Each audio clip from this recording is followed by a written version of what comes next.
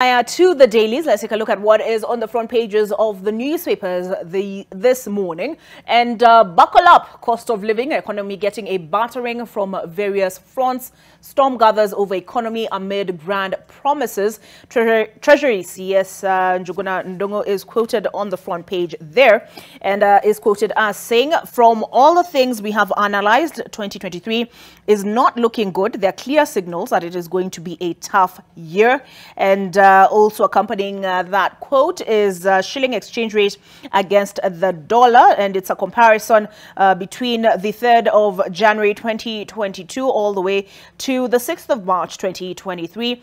Over the years, January 2021, 2022, 2023, and now the 6th of March, going up from 100 to 127, almost 128.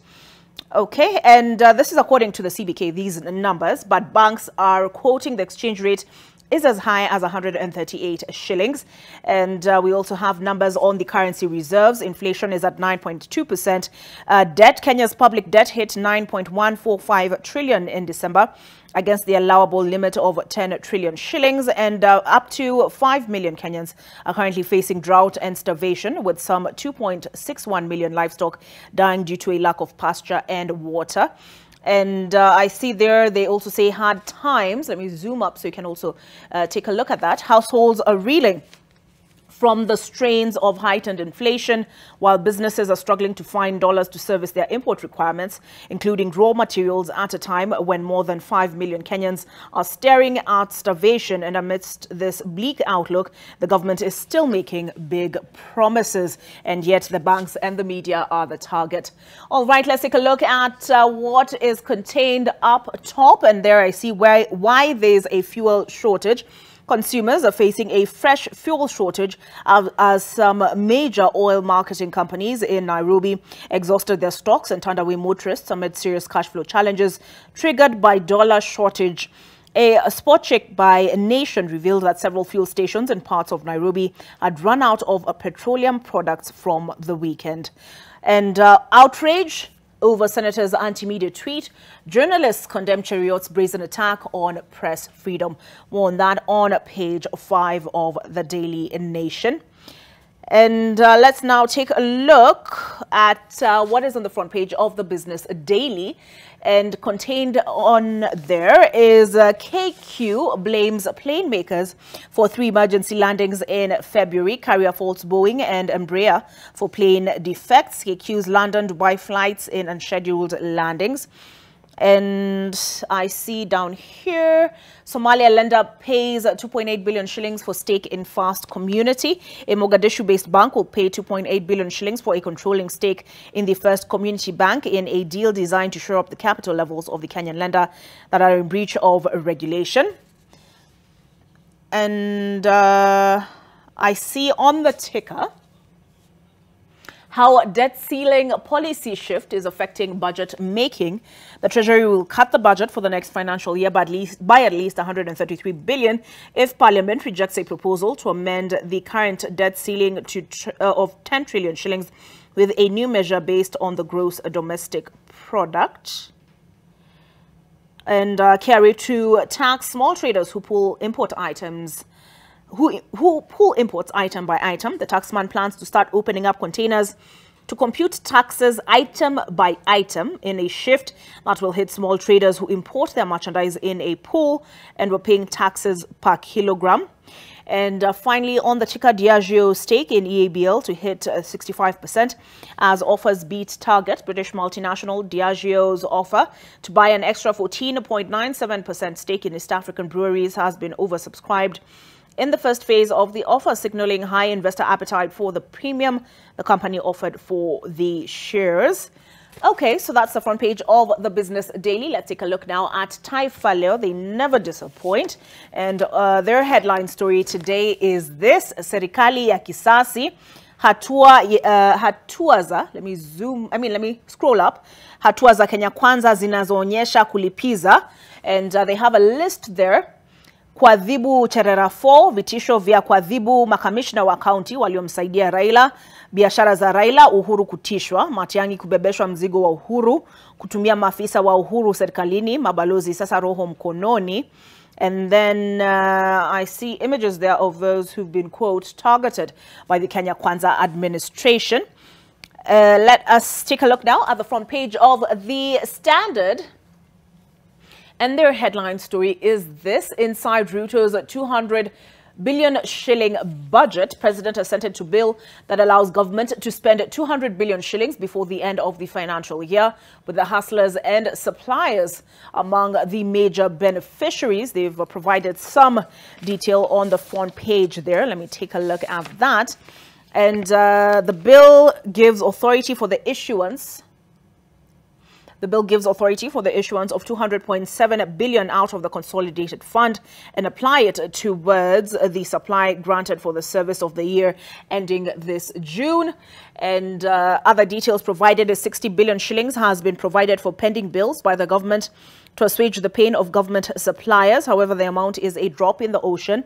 15 billion shillings agriculture has gotten a shot in the arm, with 15 billion shillings set aside for the fertilizer subsidy program. 10 billion shillings will be used in mitigating the adverse effects of drought, and 6 billion shillings to be spent on the recruitment of additional teachers, and a further 2 billion to be used for schools feeding program. Also on the front page of The Standard there, businesses wary as mass action deadline nears. Traders fear they might incur losses as the opposition rallies its supporters to demonstrate over the high cost of living. And up top, we see experts sound alarm as rivers, lakes dry up. And we'll now take a look at the front page of The Star. This is their headline story: mystery of 1 billion shillings lost in ghost schools cash. Report shows auditors could not trace schools where millions were wired for capitation. And an image there: 369 KCP boy opts to repeat for lack of Form 1 fees, as the Star also highlights as the top story this: the mystery of 1 billion shillings lost in ghost schools cash. And I see here clerics push for Ruto-Raila talks as mass action ultimatum lapses. Auditor General's office in cash crisis after MP slashed budget by 137 million shillings. Operations at the office of the Auditor General, Nancy Gathugu, have been halted after a cash crunch hit the institution following a 137 million shilling budget cut. So serious is the crisis that the office of the Auditor General do not have bus or airfare to move around the country. Okay, I will leave our interrogation, or rather our gandering of the front pages of the dailies there, and introduce you to my panelists at this point and introduce the topic of discussion. Let me just pull up the poster here. All right, Eva Makandi is just walking in. She's found a light on a hill. And we also have, is it Kylie or Kaylee? Kaylee? Yeah. Kaylee Muthoni Ogola, CEO and co-founder Ecobana Limited. And we also have, let me zoom in much further, Nora Magera. She's the founder and CEO, Drop Access. You might know her for the Vaxibox. And we also have in studio engineer Lucy Mutinda, who is founder and CEO EcoCycle Limited. And Lucy, was asking people around the office yesterday if they would use clean water, because I went on your Twitter and I looked at the pictures and that water looks so clean. Recycled sewage water, recycled wastewater, and they're not so sure. So hopefully we can convince them this morning that it's the way to go. Karibuni sana. And I'll start with you, Muthoni. Looking lovely this morning. So Ecobana, is it designed or a sanitary towel, right? That uses banana leaf fiber. Banana trunk fiber. Banana? Trunk. Banana trunk fiber. Yeah. How does that work? After going through a lot of research, we find that the absorbency of the banana trunk, it's actually very huge. Just like when you compare it with cotton.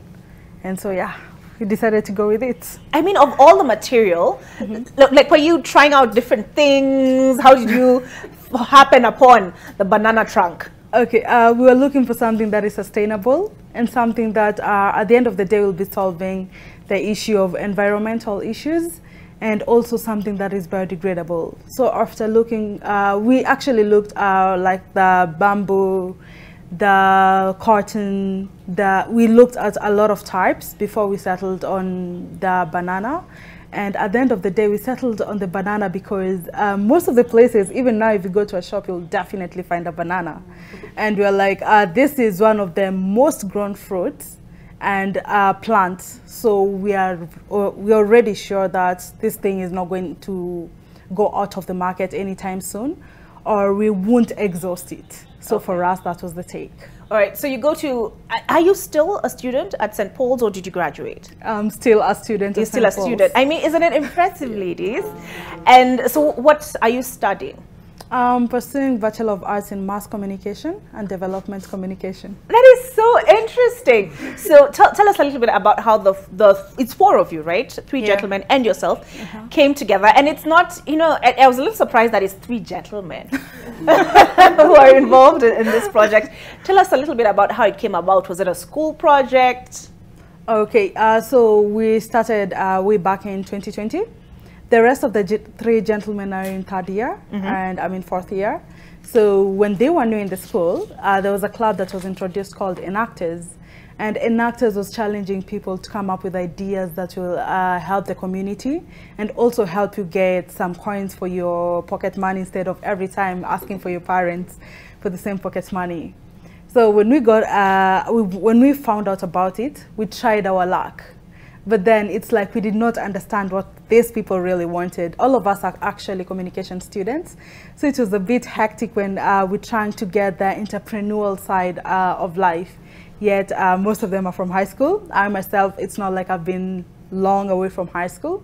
So it was a bit challenging. And then we used to do charity, a lot of charity around our primary schools around, by providing for them sanitary pads. So it reaches a point and you're like, it's kind of strenuous every time trying to get people to bring in sanitary pads, and we're like, let's open up an NGO whereby we'll be inviting different donors, come in, give us the sanitary pads, then make it easy for us to distribute.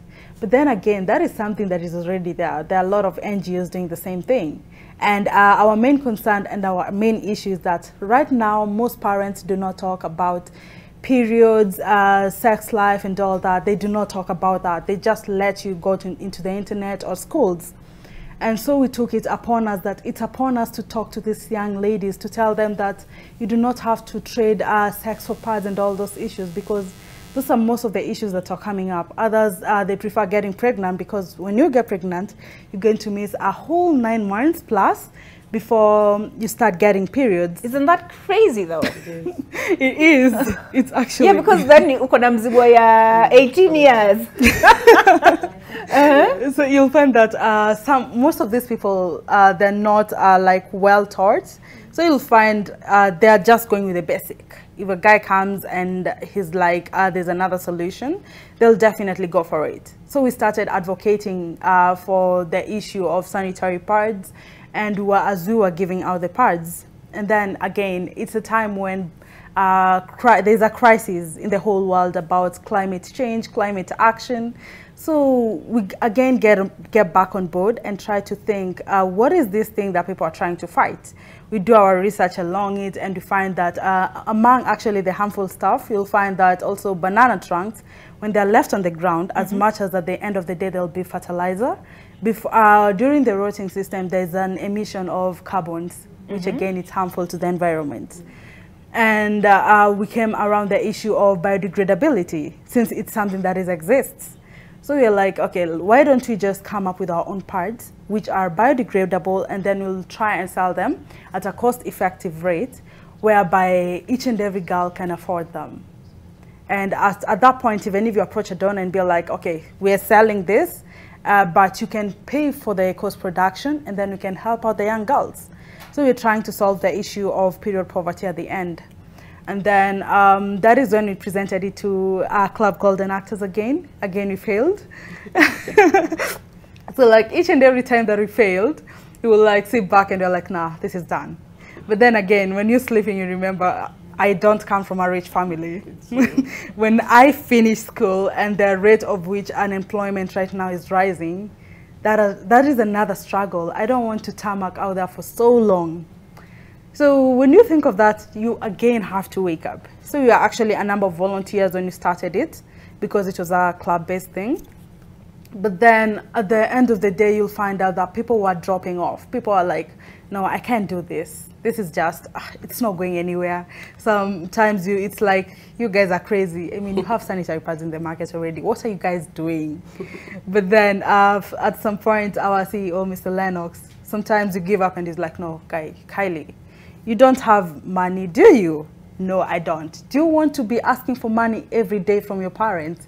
No, I don't. Then you know what to do. So again, you're back on your feet. So we continued doing more research on what does Enactors really want. And then Halt Prize came by. A friend of mine who's a campus director at our school. He's like, guys, there's a competition. It's called Halt Prize, where you get to pitch your idea. And if you get to go to the next level, you get to travel, you get to have friends, you get to meet new people, you get to meet investors. And if you try a little bit harder, you get to have $1 million. And you're like, wow, okay. Since we're from COVID, we are like, okay, this is, there's a lot of scam going on during COVID. So it sounded too good to be true. It was too good to be true. Because you're like, that is what actually people are doing that right now. And it was very skeptical. And then it's like, there's nothing you have to lose. I'm not like telling you to invest any money on it. It's just for you, come, pitch. If you don't like it, that's it. But this is an opportunity that I'm giving to you. So we were actually preparing for the Enactors again, 2022, when that Halt Prize came along. And you're like, okay, let's give it a try. And then we started like researching all about Halt Prize and what they want. It's just most of the similar things with what Enactors wants. And for us, this time we were like, our goal was not actually on the $1 million. Our goal was, can we travel? Can we meet these investors? And can we get to share our story out there and someone to just love our story and try to help us actualize it? Our mind was never on the $1 million. So from there, again, we started competitions. We did our own campus where we won, and we were supposed to go to Johannesburg. So all of us are like, woo, we are happy, super excited. And I remember I was in shock, so I'm like, okay, I need to start looking for passports. And then few hours later, we're told, sadly, because of COVID-19, you can't go. What you'll do, you'll participate online. If you win and get to the next level, then you'll go to London. It was in London by then. So now we have to work hard to finish and to become the top on the regionals so that we can get to Boston, to London at that time. And then a few weeks after us winning the regionals, now we're supposed to go to London. A few weeks to that, we were told it's not London anymore, it's Boston. But anyway, we still get to share our stories, we still get to travel, and we still get to know new people. So we embark on our journey and we start looking for visas. We look for passports, we're lucky we get them, and then now it's time to get the visas. Our visas are in 2024. And no! That was so sad. And you're supposed to be there in 2022, August, from July 25th, actually. And now it's July 15th, and the school is like, you guys, don't worry, you'll get this. But then at some point, you'd already given up. You're like, okay, this is not going to happen. Wait, your visa appointment was for 2024? Yes, our visa's appointment in 2024. So now we have to talk to Halt Prize and tell them that our visa appointments are in 2024. They tell us to look for ways of which it can be changed, but then there are no ways that it can be changed. So they're like, okay, we'll accommodate you for now, but for the finals, it's either you're here or you're out, although we'll help out at that point. So, so you didn't get to go to Boston? We didn't get to go to So you didn't get to go to South Africa, and you didn't get to go to Boston? Okay. We didn't. So it's during election time in Kenya, and now it's that time that you're struggling. Am I supposed to keep up with the competitions, or should I follow the political side now? Because things are just on heat, and everyone is like, no, my team will win, and all that. Everyone is at home. We were still in school because we still, for the competitions, we had to be together. And the school was accommodating enough to let us be.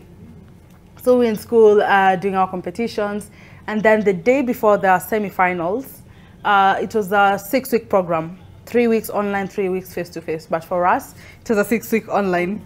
So it's a few days to the finals. Then after that, the top 6 get to go to New York. So we're trying to see how do we defeat all these teams that are there face-to-face. And as you know, there's some things that these people are learning and you might not be able to learn. They're getting to meet these experts, they're getting to do everything firsthand. But for us, we just have to rely on the sessions that are offered online. And not all the sessions will be offered online. But Mr. Lennox again is like, okay, you guys, we won't win, but it's okay. We tried. We did our best. Oh. There's nothing much you can do. Can you feel her pain? I can feel your pain. After all of that. It was so painful, actually. Because at some point you're like, and why are we even competing? Let's just pack our bags and go home and stay with our parents. But again, he's like, nah, you guys, let's just do this.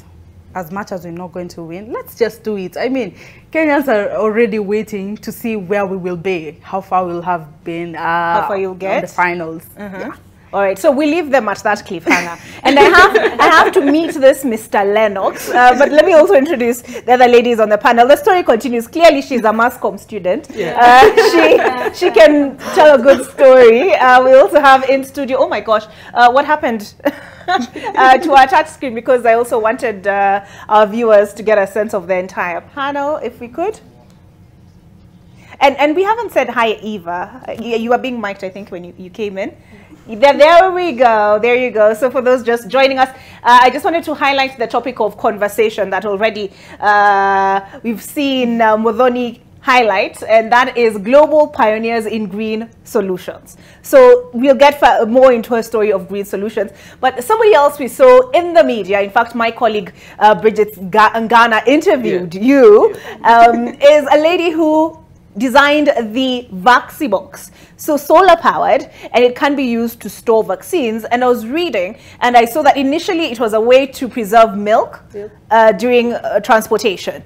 All right, so let me introduce you now to Nora Magero, and she is the founder and CEO Drop Access. Nora, karibu sana. Thank I also you. saw you at the US Embassy the other day, also marking International Women's Day. You got a chance to participate in, what is that program? YALI, was it? YALI and Tech Women. YALI and Tech Women. Yes. Congratulations. Thank you so on much. 2 counts. Oh.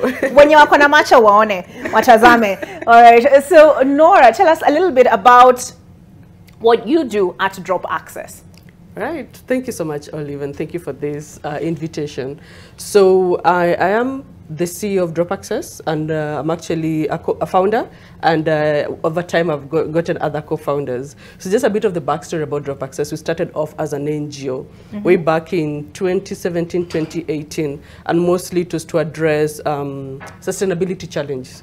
It was like a broad theme of just how to tackle sustainability challenges in rural communities. So that is like water access, energy access, food access.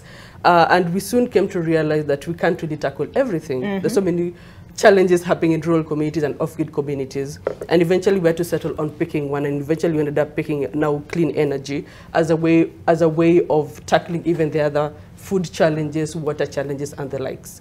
So Drop Access was founded as an NGO to provide affordable clean energy solutions that are also accessible for people. And accessible meant that whenever they were needed for use, they were available. Communities who live in the off-grid areas understood how to use them, and they also got after-sales support. So if there was a breakdown, we're able to come in and do the maintenance and fix it, because that is something that I saw that was lacking really in the market, the O&M post selling the equipment to the end user. And just a bit of, before that, I used to work in the energy industry briefly. I was doing design of off-grid installations, solar installations, larger systems for flower farms and for industries after energy audits and the likes. And it bothered me a bit that Nairobi was getting the bigger focus, like, oh, all the money goes to Nairobi to build these off-grids, to build the solar energy solutions for industries. But then the statistics clearly showed that rural communities had the biggest burden. So like, this is such a divide, it didn't really make sense. But then also, it was very expensive for these rural communities to afford these technologies. So I got interested in finding out, like, how can we make them affordable and accessible for them? And that is really just fact-finding on what solutions already existed, whether it's home lighting solutions, solar pumping solutions, solar cooling solutions. Could we make them affordable? As an NGO, we thought of getting subsidies and just try to ensure that they're much, much cheaper for the end users, that is the farmers, the women who needed these solutions. And that is how we eventually just solidified our footing as being providers of affordable and accessible clean energy solutions. Then, so while working with these communities, it became very, very apparent, like, if we needed to have money exchange hands within the clean energy value chain, we have to work with where the money was. And when you look at rural communities, is where the farming is. A lot of our rural communities do lots of farming, whether it's livestock-based farming or plant-based farming. And we thought, solar pumping. There is money in solar pump. People are already exchanging money for even fuel to pump water to their farms. And also the solar cooling. People are willing to exchange money to cool for their post-harvest produce to ensure that they extend their shelf life, but also just earn a bit more money from what they get out of it. So we got into solar pumping first, then eventually realized that we're supporting farmers to get more water for their farms, but then they're losing that crop eventually. If you look at even milk, we supported farmers to get water for pumping for cows, for the cows to actually have milk, for the cows to have water throughout the year through solar pumping. But then what's the point of taking this milk? Then it has a very short period of expiry. Exactly. And we thought then we just have to do the whole chain. If we're going to do clean energy solutions for water pumping for more productivity, then also we have to ensure there's more productivity post-harvest. And that's how we started getting into cooling. And when we got into cooling, also solar cooling is quite expensive. It's still quite expensive in Kenya. And when you look at these farmers that were supporting, there wasn't so much technology in the market. Basically, there weren't so many refrigerators for solar for everyone. And also, technology meant that there wasn't such a huge range of affordability. You can't just say, oh, I want a 5,000 solar fridge, or I want a 20,000. You don't have that choice. So you're always paying like 100,000, 120,000, 200,000 and above. And for a lot of people, that is inaccessible. Yes, for a lot of people. All right, so we need to take a break. But when we come back, now we'll get into how you got about now conceptualizing the VaxiBox, and also in studio. I know you haven't heard from them yet, but they are here. I'm sure, like me, they're also getting inspired by the stories we have had this far. And you know, it's so interesting within your story is like a movie. You know, there's the high, get to the high, then there's the low, and then the cliffhanger. We are at the cliffhanger. All right, so we'll hear from Eva Makandi on the other side, as well as engineer Lucy. The name is not here, but she's also known as Wanjiko Mutinda, on their green solutions and how they came about them.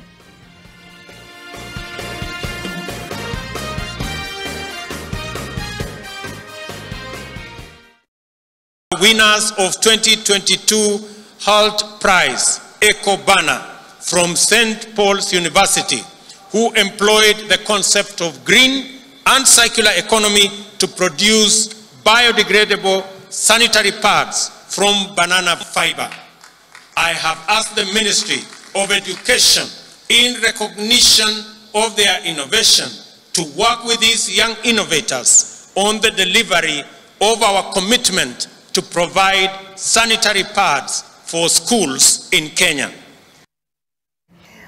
All right, welcome back to AM Live. You're just joining us. I am in the studio with innovators, persons who are pioneering global You heard what the president said. They are global, so they're not just, don't call them local, global green solutions. And the lady, Ecobana, the lady whose organization was being spoken about as having won the HALT Prize is none other than Kylie Muthoni Ogola. And she was about to tell us, she'll get into that a little bit later on, about how they went from the low of thinking they would not win the prize to winning the equivalent of, let me check, since the Daily Nation has furnished us with exchange rate for 2020.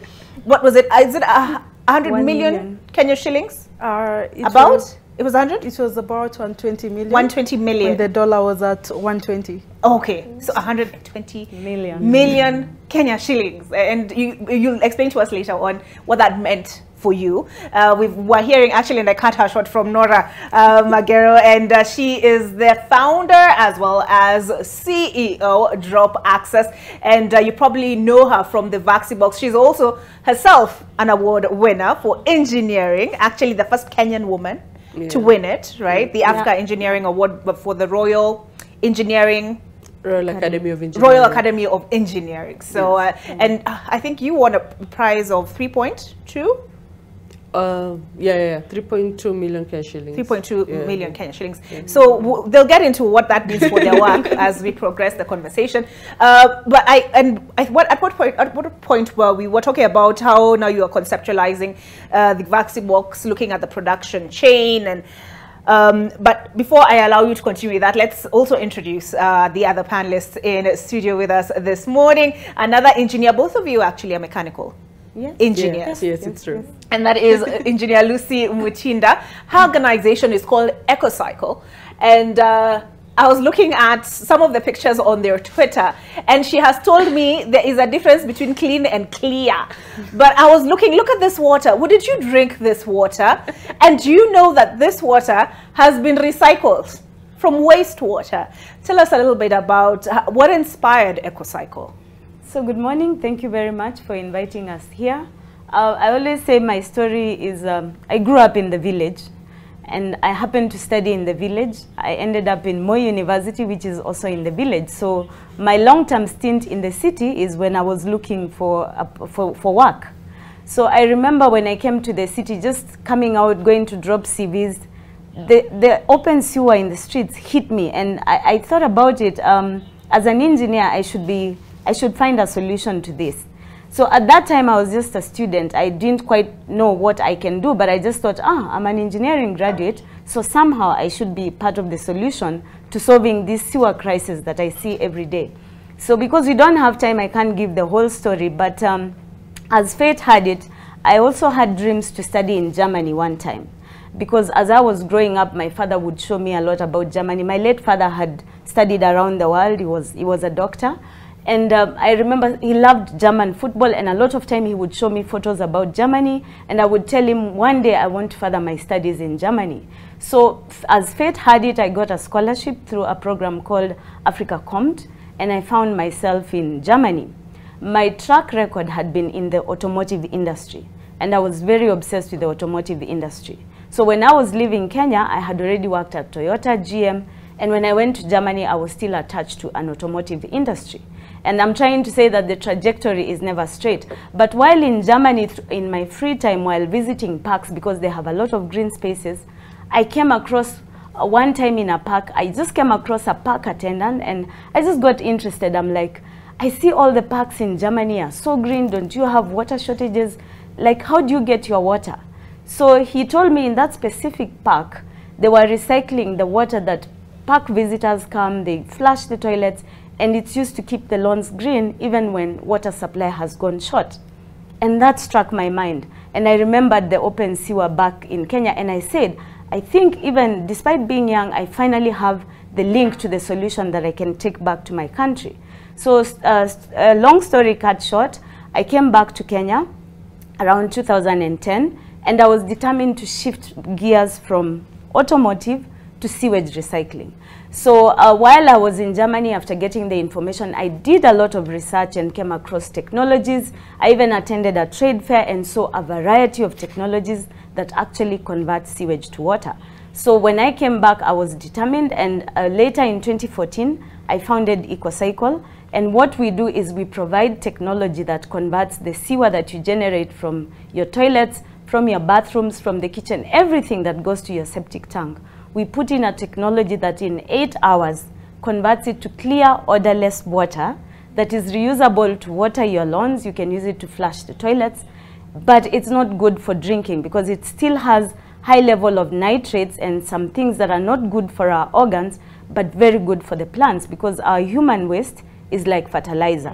So in Kenya, you just have about 83% of Kenyans connected to municipal sewer. So ask yourself, where does the rest of the sewage go? We are all trying to soak it underground. If you go to Rongai, you will find it flowing in the night on the sewers, and it ends up back to our water bodies. We are talking about climate change. We are talking about water scarcity. We are talking about drought. So this sewage that we see smelly and flowing is 95% water. So you just need science and technology to remove the 5% that is harmful, and that's what our technology does. And so people reuse the water to maintain the lawns. It can go back to flush toilets, and it's chlorinated in case somebody drinks it, they won't get sick. But if you consume it over a long time because of the nitrates, it could affect your liver, kidneys, and other organs. So what we say at EcoCycle Limited, we turn sewage to clear, odorless water, not for drinking or cooking or showering, but to save your fresh water and cut your freshwater bills. And if you visit any home right now that has our treatment plant, you will see the difference. It's all brown outside, but inside where they've recycled, their lawns remain green 24/7. So you save water bills, you prevent wash-related diseases like cholera, and we could even generate electricity from this water. So it's recycling, circular economy, and treating waste as a resource. And I'm encouraged that we have a student here, that we are sure the future is sustainable. And we are here to tell you that even as you leave university, everything you see around you is a resource. When you see waste, think, what can you change it to? Because the government is talking about climate action, climate adaptation, trying to find renewable resources. And so sewage is one thing that is sustainable, because from when you woke up today, this morning, today there is sewage, tomorrow sewage will be generated. So it's a renewable, sustainable resource that will always be available. Yeah, that's what I could say. And you know, when you were speaking, I was reminded of this article. I came across it on nation.africa, and she's quoted as having said, every opportunity is a chance for professional upskilling. And right now she's saying, look at everything as an opportunity, right?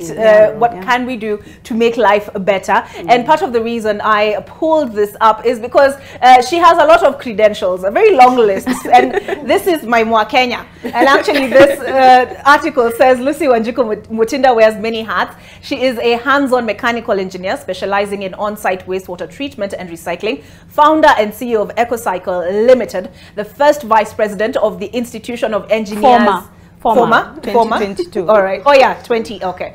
Former vice president of the former vice president of the Institution of Engineers of Kenya. 2021 top 50 Africa Business Heroes. Alibaba Foundation 2021 Allianz. Is that how you pronounce it? Allianz Scholar and Fellow for MBA, Analytics, Innovation and Leadership at the European School of Management and Technology, Berlin. Invest to Impact Award winner on climate change action and environmental protection. This was 2019. Again in 2019, Environmental Conservation champion of finalist DIAR Awards. And guess what? Top 40, under 40. Just the other day, we released our top 40 under 40. Ago. And this is 2018 Business Daily newspaper. Father, she is a wife and a mother of 2. You understand now why I needed a market. My humble brain could not contain all this information. So, I mean, kudos. It's incredible to have you, in studio with us. I'm sure even with Mudhoni sitting here listening, Mudhoni, you're like, you're seeing your future. I'm seeing my future right here. All right. So now let me introduce you to Eva Makandi. She is the founder of Light on a Hill. In fact, she was she's one of the 2022 what's it called? Restoration? Forest restoration stewards. And I'll pull up the website in just a moment, and there we'll see pictures of her engaged in the activity that Light on a Hill undertakes. It's a community-based organization. Yes, it is. And in some of the pictures I spied, I saw you working with pupils, right, to plant trees. I saw you in a nursery. You know, you had funga da kitamba, because who in a nursery is busy slaying like this? So I saw you in a nursery. I saw you with the students, even with trash cans and all that. Tell us a little bit about Light on a Hill and what inspired it. Thank you so much, Olive. Thank you for having us today. And congratulations, ladies, you're doing a beautiful job. So my name is Eva Makandi. I'm commonly known as Kandi, and I'm the founder of Light on a Hill organization. Since I can remember, I loved working with communities. I loved serving. And this was actually also inspired by my grandma, who was an educator and who inspired change in our community. I was actually raised, educated, and I studied in my village that is called Kirwa in Meru. And she inspired me to see how much education can bring change to the community. And of course, I wanted to be a doctor. You know how we grew up knowing these traditional courses, especially having a mom who was a nurse. But after interacting with patients in hospital, times I visited her there, I was so sure I never wanted to be a doctor. Like, I fear blood, I fear sick people, like not fear, like I'm just traumatized with all that. But still, I really had a heart for people. And I was privileged enough to pursue my undergrad in community development in Egerton.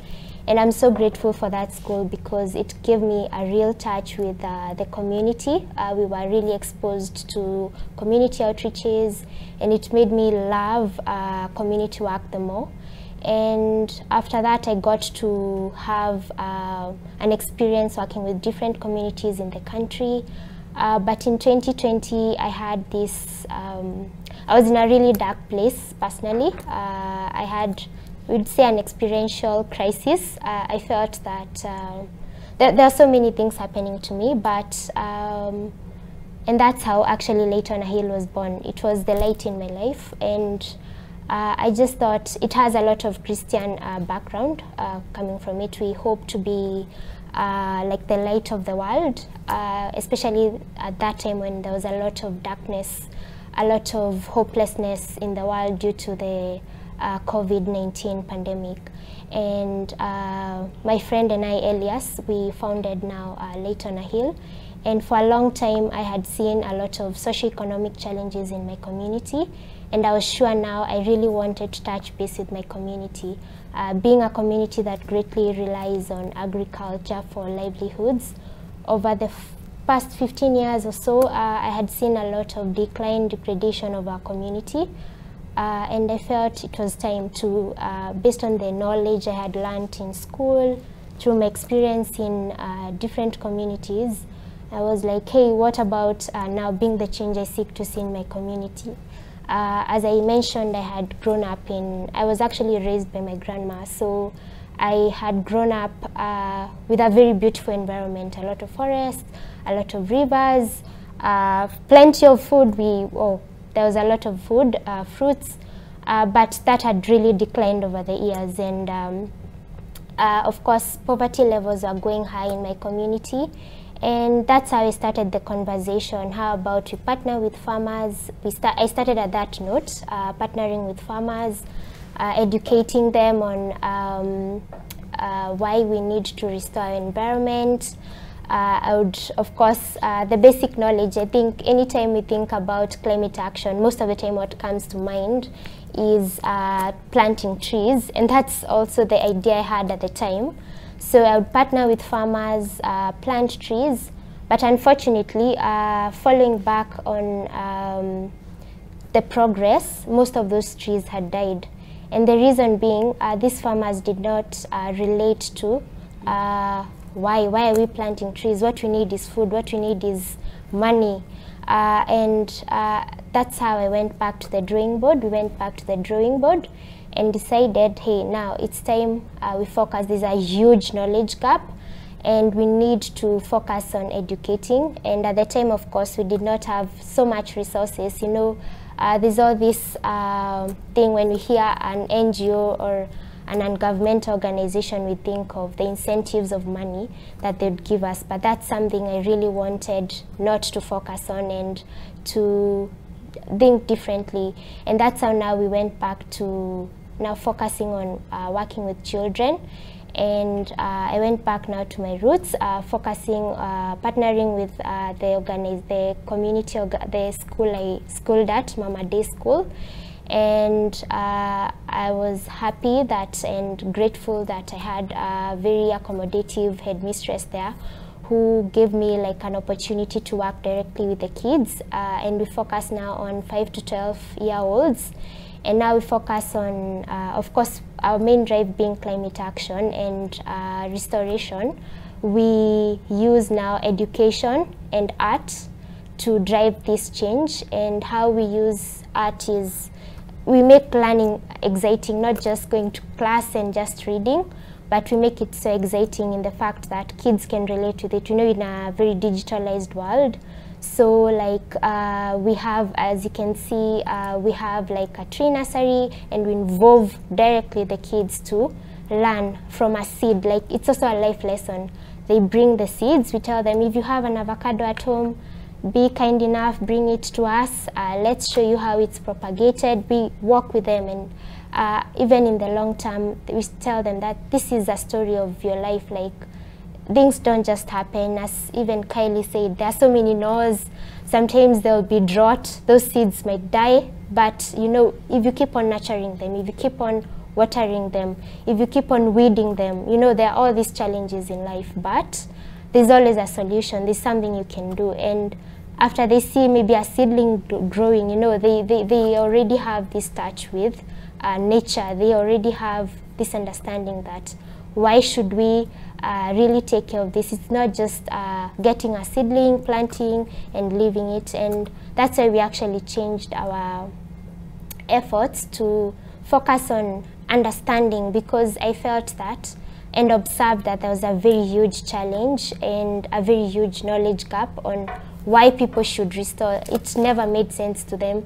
Why people just litter. If you go outside here, like, you'll see a lot of litter. And it's the most irritating thing. It is so annoying. It's so annoying, and this is my call. Please, guys, stop littering. It's so annoying. And I think it comes from a place of not understanding what you're doing to the environment. And that's why I'm really focused on educating, understand why. And I'm so happy with these ladies, because already they're coming up with solutions. The challenges there are actually opportunities, as engineer just said. So like, I'm so inspired by so many innovators who are even recycling plastics to make, the young lady who's making the poles, the electric poles, and I'm so happy with all these innovations. And something else we do is also invite artists to come and teach kids on how to make art from, for instance, recycled glass.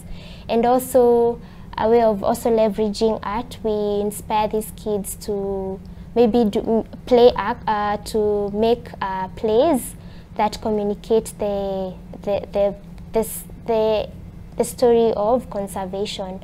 Another way we do it is by partnering with the older generation who come and share stories of how maybe 50 years ago, how the world was like, how the environment was like, and how it's degraded over time and why we need to restore it. So it's we co-harness and harness education and art in also a bid to inspire kids not to just think of being doctors or teachers. You know, they're amazing careers, but there are also different ways of, there are different careers. We can be artists, we can be educators like myself in the community, and inspire change and make learning more interesting. So that's how Light on a Hill came to be. All right, and I love that it's looking at the next generation, and I've just pulled this video off of the Global Landscapes Forum, because you're being honored. This international tomorrow. Why am I talking like it's far? You're being honored tomorrow by them, and you're one of 16 women, right? Let me just refer to my other Mwakenya. Just give me a second here. But they're celebrating the work that you're doing, and it's inspiring that you're seeking to inspire and explain to the next generation why this matters, why reforestation matters, and restoring, as a restoration steward. And she's lived, Eva has seen for herself the difference growing up, right, to what her environment was like then and what it is like now. So my science editor, Zainab Wandati, had actually shared with me a little bit about that recognition you're getting. So let me just pull that up. All right, and she is one of 16 women restoring the earth, and she will be celebrated for making a difference through the spectacular work, field projects and innovations. And this event is being held where? Let me see, why am I missing the date? Is it in Germany somewhere? Yeah, Luxembourg. Sorry? Luxembourg. Luxembourg. Yeah. So speaking of destinations, perhaps speaking of destinations, perhaps you can tell us a little bit more, Muthoni, about how you came from Mr. Lennox, and I must meet this Mr. Lennox, saying we are likely not to win, but regardless, let's keep trying. How did you get from that point to actually coming through on top? Okay, so from that point you find that yes, we know we are not going to win, but then again we still present not to look cowardish, and because we're still presenting Kenya, so we're like, okay, let's still take our flag high, as much as we know we're not getting anywhere. So after that we are top 2, and we are like, wow, this is extremely amazing. We did not expect, because we had already lined up from top 6 to the first one, but we were nowhere over the, during when we were listing up the whole list. So now we have top 2, and you're like, wow, this is amazing. Okay, now we're going to New York. So this time we will do our level best and make sure that we definitely go. And then we talk to the HALT Press, we tell them that our visas are still in 2024. So they actually find a way of helping us, and our visas are now taken back to September 9th in 2022. And they're supposed to be traveling on September, is it 17, if I'm not wrong. So that's good news. Now we have to prepare for the interview. We prepare for the interview very well. We go for the interview.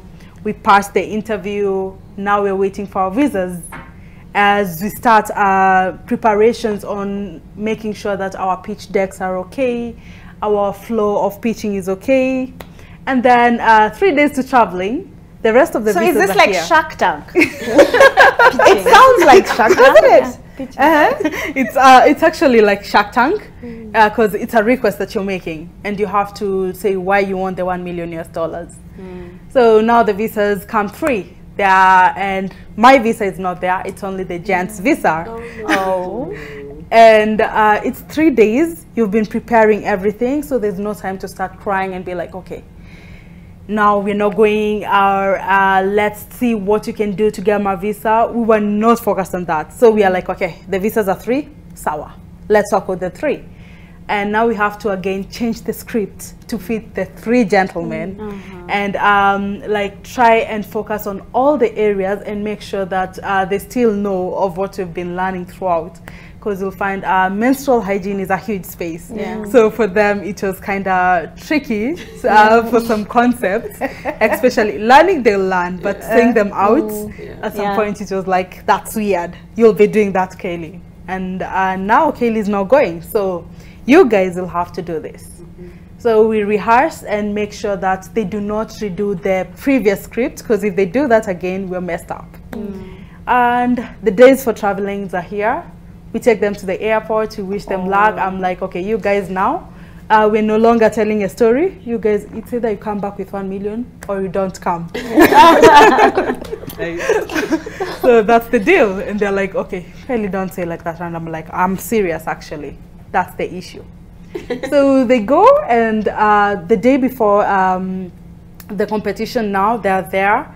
I see on the group, and they're like, you guys, your slides are pathetic. There's something wrong with it. Now you have to start again working on the slides. There's tension on that side because we have never been on a global stage. We're used to being in a place whereby it's people like us. Now when you meet people who are different, you're like, wow, okay. There's a lot of tension. It's the first time being in out of Kenya, overseas. So everything, it was their first time? Yes. Ever? So everything is everywhere. Are you sure? You're not sure if you're supposed to be preparing for your competition, if you're supposed to be looking around the people that you're seeing and all the people that you're used to. But yes, the time is here. We work on the slides final time, and they're like, okay, perfect, they're working. So after that, they do the whole pitch, and I'm like, wow, these are my guys. They did it good. And HALT Prize Kenya was actually great enough, and it organized some event for me and other people from HALT Prize who are in Kenya to come and watch when everything is happening. Okay, that so was we're nice. Watching everything, and these people are even answering questions nicely. And they're like, wow, I'm so You proud are of the these biggest people. cheerleader. Yeah, because some of the questions initially they will be hesitant to answering them, but right now they're so confident because it was like it's this one time. It's either you make it or you mess it up. There's no any other second chance. And after that, there's a break. People in Nairobi are trying to like do all sorts of let's play games so that they can switch my mind. But then I'm like, oh my God, I'm already seeing the winning team. And I don't think it's us. And I'm chatting with them, and they're like, Kylie, we did our best, but this is not ours. Anyway, we'll try another day. Probably there's someone who will approach us after this. So the announcement is here, and the guy goes rounds and rounds before telling us who's number one. And then abruptly, without expecting, and he's like, yeah, Ikobana. And what do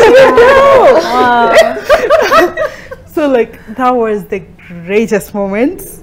You're like, are you sure that is us? Because I had to wait for the second time, and I'd be like, oh my God, it's us. You know, I was actually curious about that, about the why I saw just the three guys in the pictures, because when I was looking like online, look, they met Bill Clinton. Yes. Wow, where's Mr. Lennox? We'll ask him, where's Mr. Lennox, the famous Mr. Next time you have to come with Mr. Lennox. And I was wondering, okay, so where is, I'm really sorry about the whole visa mix-up. Sorry about that. Next time, and I'll come back to you. Tell us what that 120 million has meant for you. And also, when we're listening to the president speak, he said the Ministry of Education should work with you guys to provide sanitary towels. So you can also tell us a little bit about that. But before then, Nora, I also stopped you midway through your story, and I saved the best part for now. And that is how now you sought to make the Vaxibox, you know, a refrigeration system, because you're saying it can go for up to a solar-powered refrigeration system can go for up to 120,000 Kenya shillings. Yeah, it's true. Yeah. So how did you, conceptualize this off-grid solution that is accessible? So when we realized that the fridges that are out there in the market, first of all, they're not so many, and not all of them are so affordable. So you find a fridge going for 120, 150, or even much, much more. And we thought, surely there should be an engineering solution that is much more affordable. Because, I mean, with my background in engineering, like, it's refrigeration. Like, how complex can it be? And that's a story for another day on complexity of building a fridge. And we thought of trying to see ways of how we can develop local refrigeration techniques and technologies that are much more affordable, that is well understood by the local technicians or even local engineering. Because the trick is, when you import a product from abroad, sometimes they have proprietary protection. So if there is a breakdown, you wait for too long before somebody actually understands what to fix, or sometimes they ask you, ship a part from the original manufacturing company. And to me, that didn't really make sense when you think of the downtimes for cold chain that we're really trying to fix. And that's how we now started designing local refrigeration. And we interviewed farmers and people to just tell us, okay, what do you want?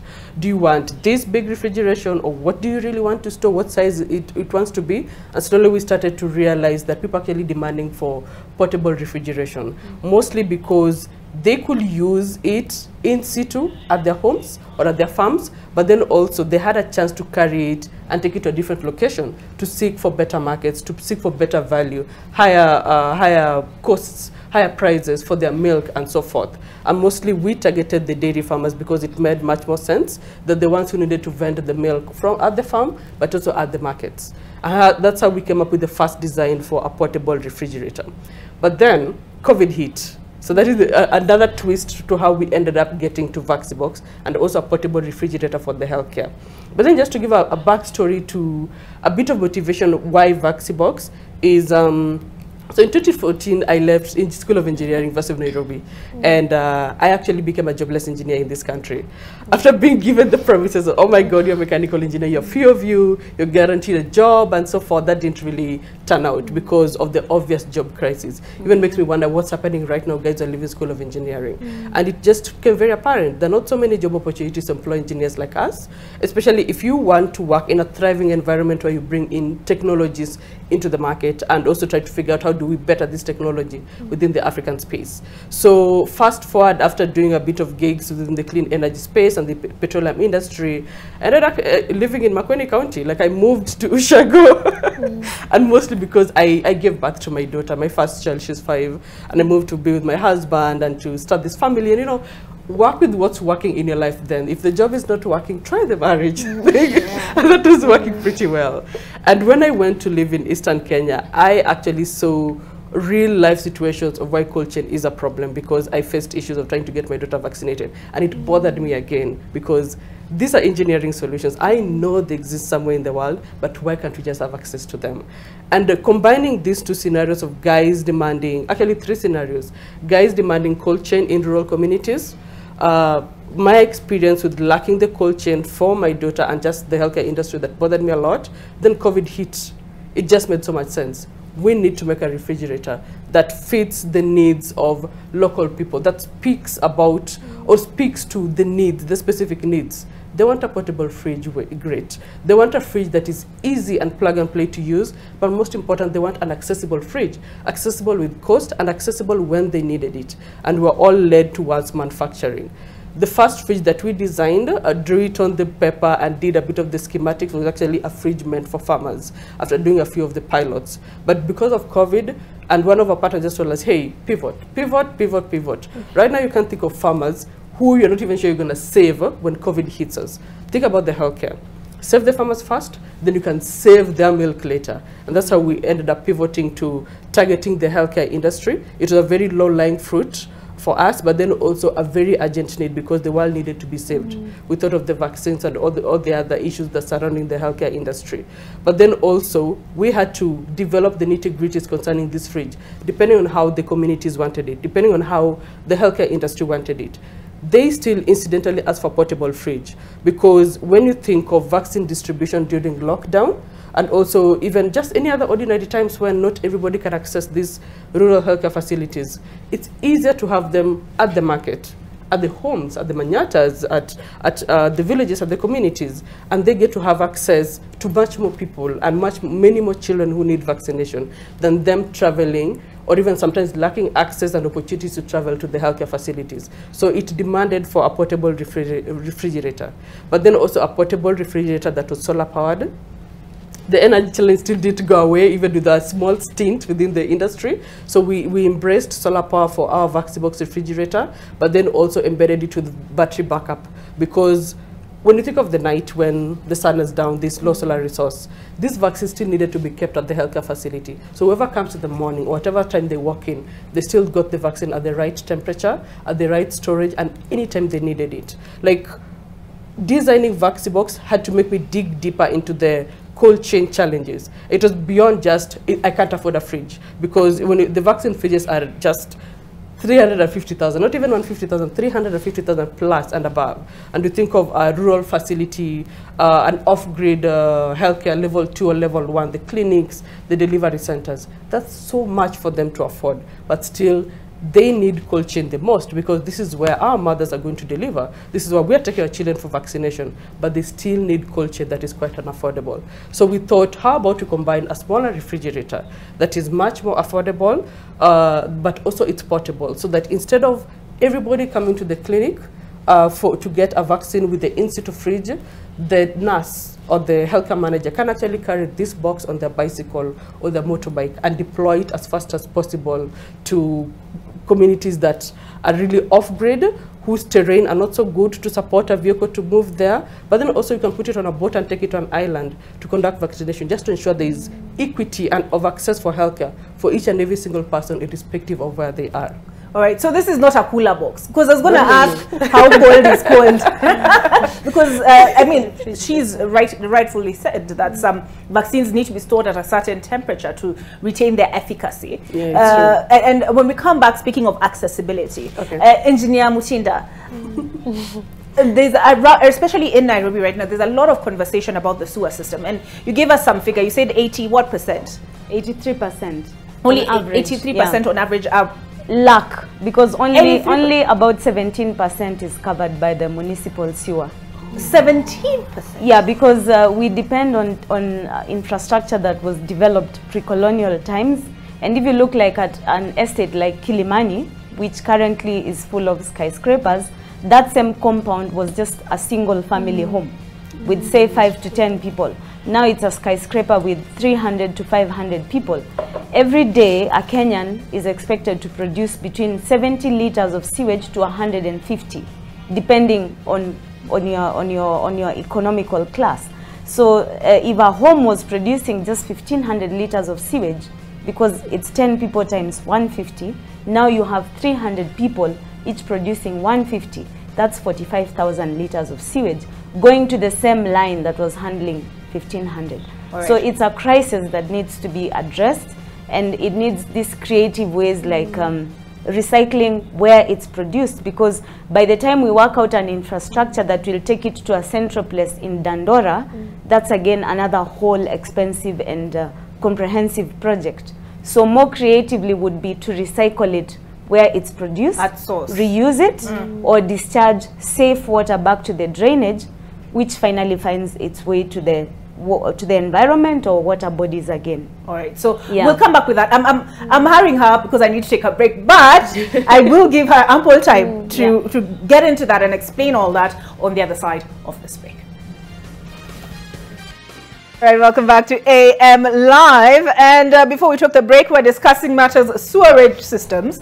And I just remembered that during the launch of the Nairobi Rivers Commission, I remember the Makueni governor said Nairobi rivers are actually not rivers, they are sewage. Yep. And I remember at the event, Nairobi Governor Johnson Sakaja now said that something needed to be done, and actually there are efforts to address the situation of sewage in Nairobi and the systems or lack thereof, given the figures you've given us. And scrolling down, this is a story that was done at that event. And here is the paragraph I wanted to pull up. Johnson Sakaja, Governor of Nairobi County, pointed out in order to restore the rivers, it is important to first solve the problem of the sewage system in the city, noting that most parts of the slums have no proper sewage systems, although the president noted that already 22 billion Kenya shillings, a 22 billion Kenya shilling project to solve the sewage system in the city is underway. But if you were to sit down, Engineer Mutinda, with Johnson Sakaja, and it's a big problem. You mentioned Kilimani. The other day, they held a press conference lamenting the what are they called, high-rises that are coming up with really no consideration for where does the sewage go. So what would be your advice to him?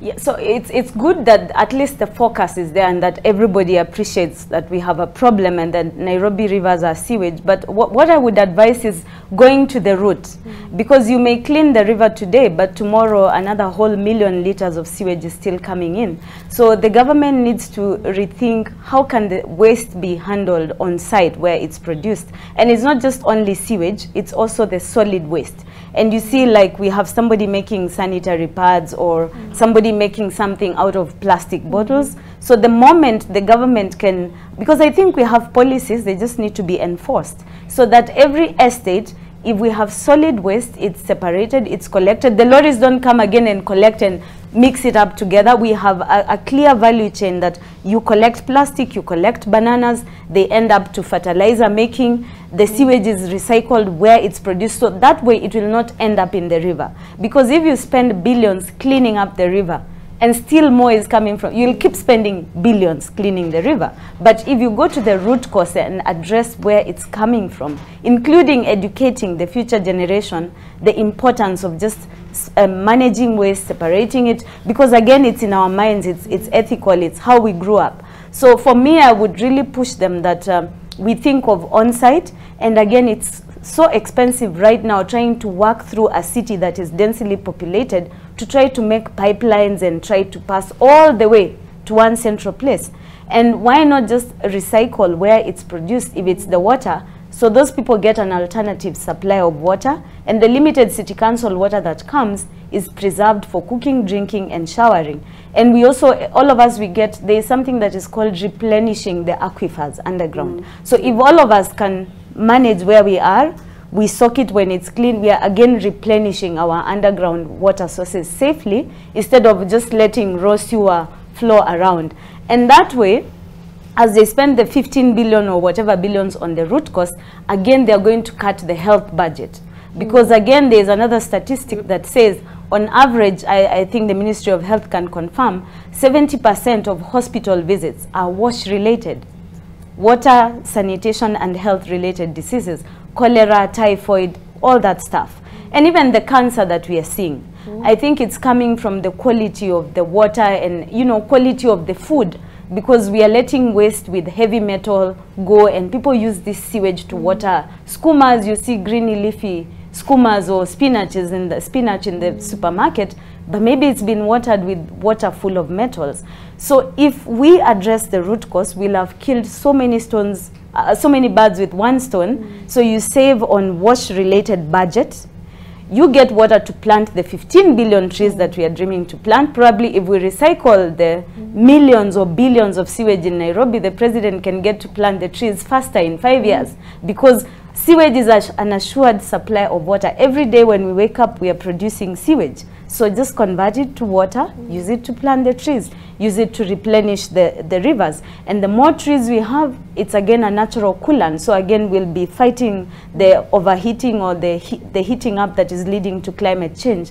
So for me, it's really, they involve the experts to advise them so that we spend the budget in the right way and in a smarter way to address the root cause and, you know, get more things out of this thing they are calling sewage, and everybody thinks it's a bad thing. Yes, it's a bad thing in the state that it is, but if it's reworked, it's a resource, available resource, power generation, planting trees, going back to flush toilets in schools where they spend a lot of money using fresh water. So I cannot say the advantages of sewage instead of saying the disadvantages of sewage.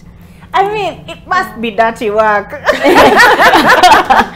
It's dirty work, but we have something called health and safety. And in engineering, we study health and safety. So when we are working, we have to have our PPEs. We even, as a team, like in my company, every year we get some vaccines just to help you, because you are exposed. So you get like hepatitis B or, you know, typhoid vaccines, cholera vaccines, in case the PPEs, somehow you get exposed. But it's a combination of PPEs, protection, and, you know, we work smart, we are trained, we know how to handle it. So we are not just getting into sewage unknowingly. So I don't know, if you met me today, you would know I am. No, I would not. And do you wear a mask? The smell. Yeah, they smell. So we have masks, we have the glasses, you know, and gloves, the boots. Yeah, you should visit us on a live site. And where it's working well, you would not even know it's a sewage plant until we open it. Because you find the top slab is a playground, children are playing, or it's your gazebo area, because we design it in a way that the place doesn't smell. So maybe one day we need to have an NTV escapade outside.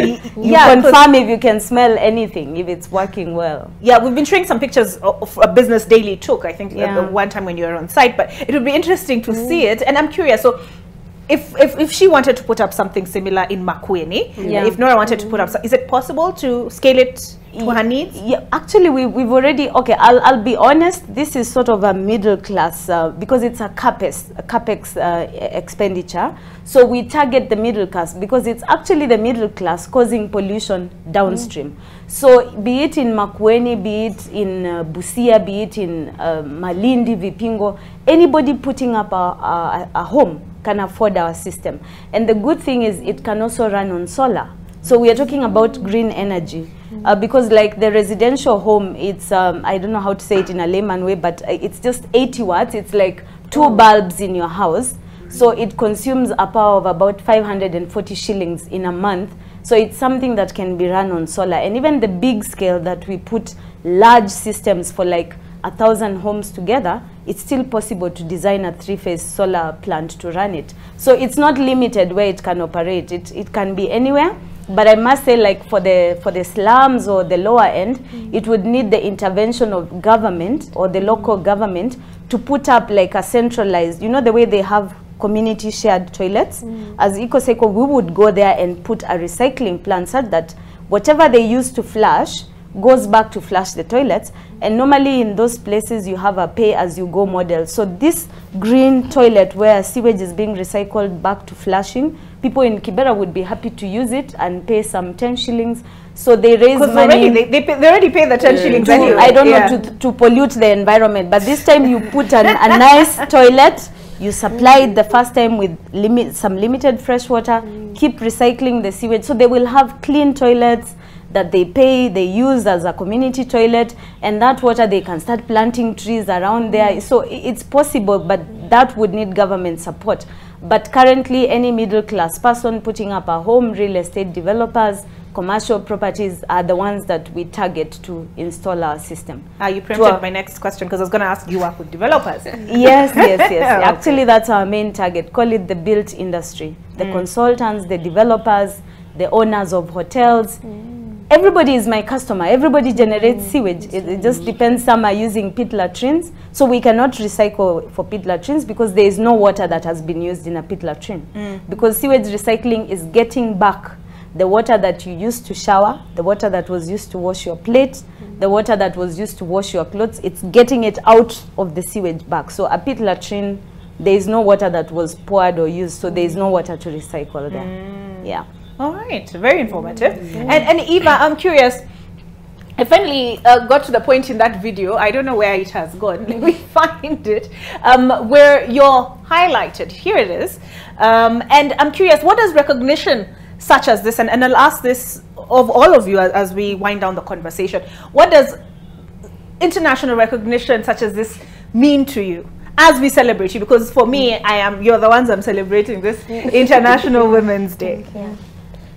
First, it's so humbling to see that efforts you thought were quite small are being recognized globally, and more, I really appreciate all those wonderful kids I work with. This is also a celebration of them and an encouragement that however small efforts you might think you're doing, or already they're inspiring change in the globe, you know, seeing those kids right there, you know, who doesn't love kids, you know, you're like, wow, kids already inspiring change in climate action. And it's an inspiration that it gives me the motivation to keep on going and putting more efforts and hopefully scaling up my efforts to more schools, to reach more kids, to just know they have something to offer, because for a long time I feel kids are left out. They're seen as beneficiaries, like maybe everyone has to think for them and tell them what to do.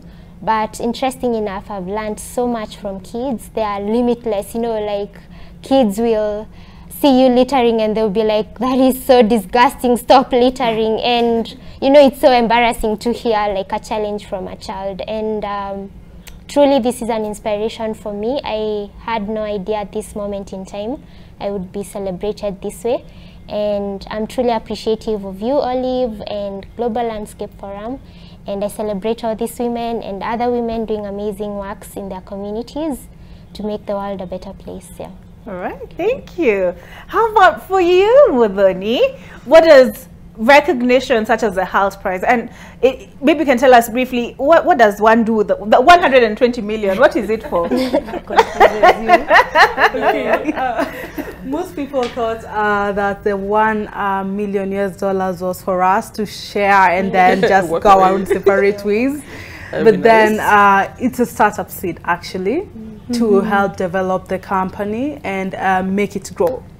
So what they do at HALT Prize, when you win, they don't just give you the money, because some people presume that when the guys are coming back, they actually had the money with them. You didn't? Sadly, that is not the case.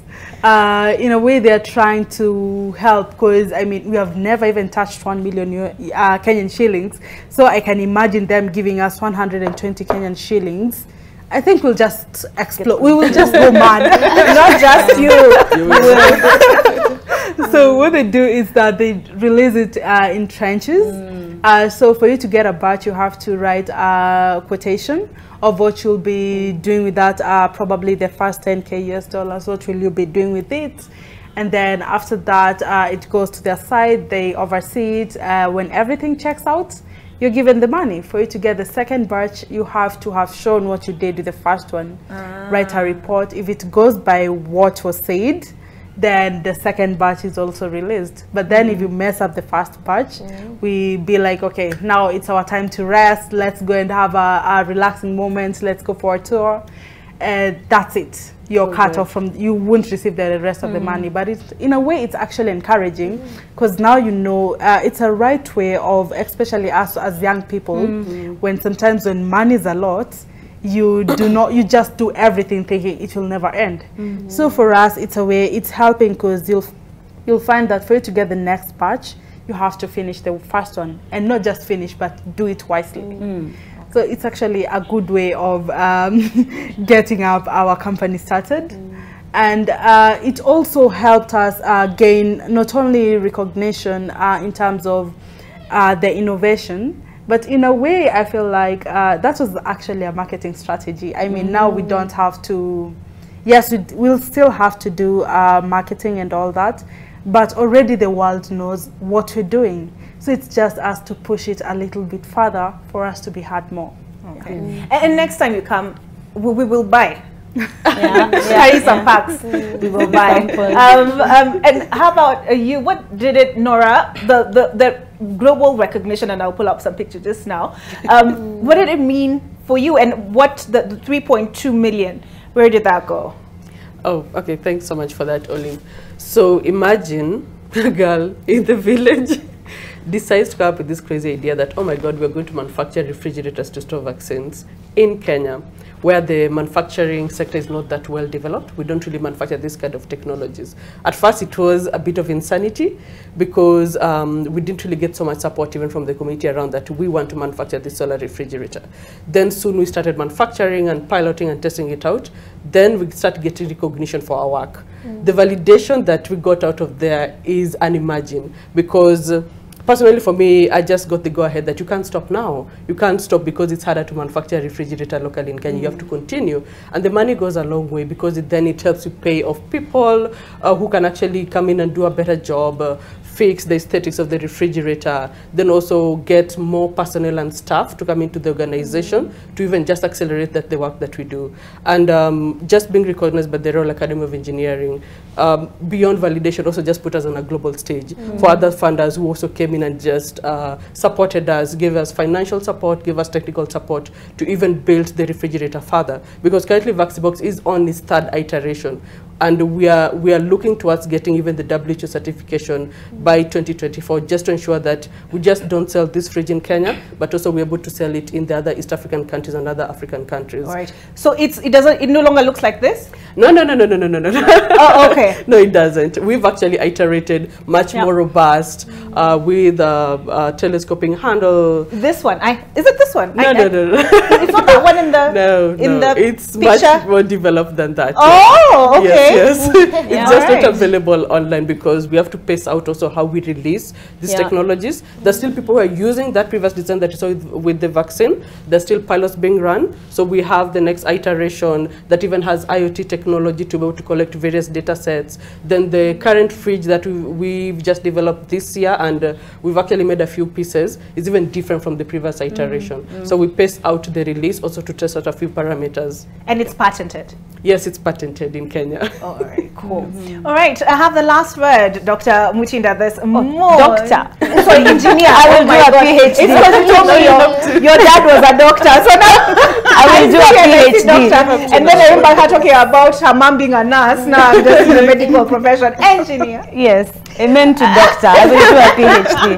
Yeah. So what does global recognition such as you've received even at home, I mentioned top 40 under 40, what has it meant for you?